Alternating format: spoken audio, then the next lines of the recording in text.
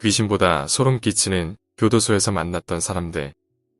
음주운전을 해서 재물 손괴 혐의로 6개월간 천안교도소에 봉역했다. 다행히도 차량 파손과 주변 가드레일 등만 파손되었다. 이때를 계기로 술을 마시고 운전대를 절대 잡지 않는다. 반성도 많이 했고 그만큼 많이 힘든 시간이었다. 교도소에서 많은 봉역수들을 만났다. 무기수부터 인신매매범 등등. 내가 노역수인데도 이들을 만날 수 있던 이유는 간단하다.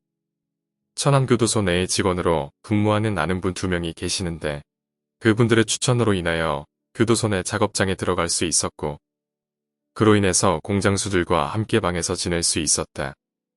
천안교도소는 2개로 나뉜다. 하나는 천안 외국인 교도소인데 외국인과 한국인은 같이 지내지만 방은 따로 사용한다.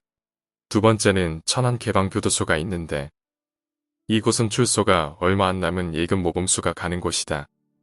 또한 천안교도소에는 무기수가 3명이 있었다. 첫 번째로 내가 만난 소름 끼치는 인물이다. 그는 천안 성거 모 초등학교 앞에서 문방구를 하는 80대 할아버지다. 이 할아버지는 젊은 시절 55세까지 군에서 복무했다고 한다. 얼굴도 친근감이 들고 나에게 너무 친절하게 대해주던 그 할아버지. 죄명을 듣는 순간 나는 그 할아버지를 조금씩 피하게 되었다. 죄명은 아동성추행, 피해자는 약 50명이었다. 아이들에게 노트와 사탕으로 유혹한 뒤 가슴과 성기를 한 번씩 만지게 해주면 공짜로 준다고 아이들을 현혹했다.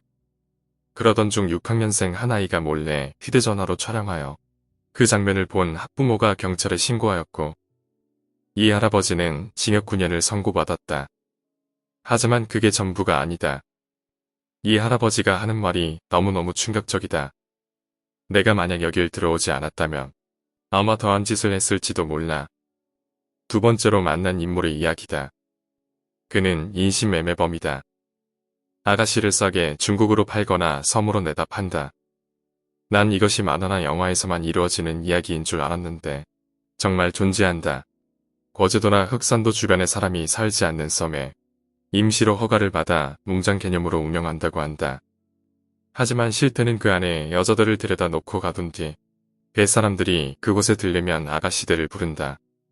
거기에 들어간 여자들의 80%는 그곳에서 몸을 팔다가 중국으로 건너간다고 한다.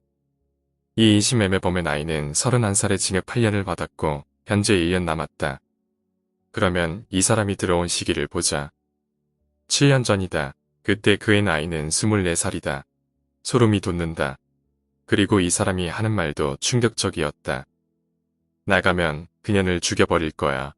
내가 그러려고 여기서 운동을 미친 듯이 하고 있는겨. 이번에는 3번째로 만난 인물이다. 신혼부부를 무참히 찔러 살해한 강도살인범이다.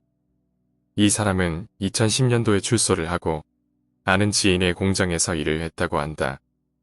같은 공장에서 형동생하며 지내던 동생이 있었는데 이 동생이 결혼한 지 얼마 되지 않은 신혼이었단다. 그 동료는 열심히 돈을 모아서 자그마한 주택으로 이사를 가고 공장 사람들을 초대해서 집들이를 했다고 한다. 집들이가 어느덧 끝나가고 사람들은 하나 둘씩 집으로 향했다. 본인도 집에 가려던 찰나 그 동생이 이야기를 했단다. 형님 어차피 방이 2개인데 형님은 집에 가도 혼자니까 나랑 형이랑 같이 자자. 와이프는 방에서 혼자 자면 되니까. 이렇게 말하곤 방에서 동생과 누워 맥주 몇 캔을 더 먹고 잠들었는데 이 미친놈이 술을 처먹고 눈깔이 돈 건지 화장실을 가려다 동생의 와이프가 자고 있는 침실로 향했다. 결국 강간을 시도하던 중 동생이 잠에서 깨어나고 격투를 벌이다 주방에 있던 칼로 동생을 찌르고 포박했단다. 그리곤 동생이 보는 앞에서 재수씨를 겁탈하고 가지고 있던 현금을 빼앗은 뒤 무참히 살해했다. 징역 20년이었다. 이 남자는 나에게 이야기를 하기까지 약 2달의 시간이 걸렸다. 사람을 잘 믿지 못하는 탓에 내가 형님하며 살갑게 대하니까 나에게 말해주었다. 술만 아니었으면 진짜 내가 미친놈이지. 내가 미친놈이야. 그는 끝까지 피해자에게 정말 미안해라는 단어가 한마디도 나오지 않았다. 4번째 이 사람은 개인적으로 제가 이야기를 듣고 화가 많이 나더군요. 레카를 운영하던 중 교통사고 현장 콜이 들어오고 그곳으로 향했다. 인적이 드문 곳이었고 도착하자 차 안에서 살려달라고 하는 여성 운전자가 보였다. 레카하는 놈은 주변에 사람도 없고 구급차도 늦게 올 것 같으니 일단 사고 현장에 차량을 놔두고 이 여자만 병원에 데려다 준다라고 한 뒤 여자를 레카에 태워 출발했고 한참을 가다 병원으로 가지 않고 인근의 마을로 진입. 그리곤 차 안에서 여자를 겁탈 후에 병원으로 이송했다. 이놈은 원래 상태가 안 좋은 건지 모질라 보이긴 했다. 징역 15년을 받았다. 진짜 형들이랑 네가 봤으면 형들이어도 했다니까. 진짜 엄청나게 이뻤다니까. 이 말을 듣고 이놈 면상에 주먹을 갈겨버리고 싶었다. 5번째는 무기수이다. 이분은 정말 내가 개인적으로 만난 사람 중 가장 안타까운 분이다. 아내와 사별 후 혼자 외동딸을 키워온 그는 직업이 택시기사였다. 그늘도 새벽에 일찍부터 나가서 딸의 대학 등록금을 위해서 열심히 일을 하던 중 딸에게 급하게 연락이 온다. 하지만 전화를 받자마자 끊어지는 전화. 여러 번 다시 걸어봐도 받지 않는 딸. 집으로 들어가 보니 딸은 모든 옷을 헐거벗은 채 바닥에 주저앉아 울고 있다. 아버지가 묻자 딸은 이야기한다. 밑에 집 아저씨가 나를 막. 이 아버지는 이야기를 듣자마자 밑에 집으로 향했다.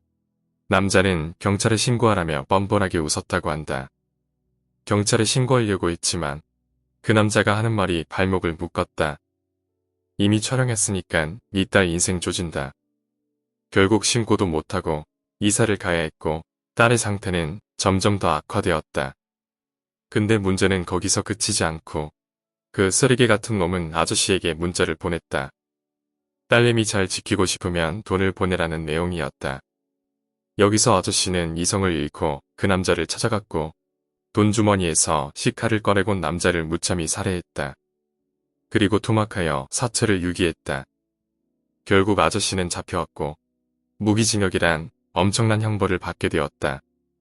그리고 안타까운 사실은 아저씨가 들어오고 1년 뒤 딸이 자살했다고 한다. 내가 그냥 돌을 줬으면 딸이 행복했을까? 죽지 않았을까?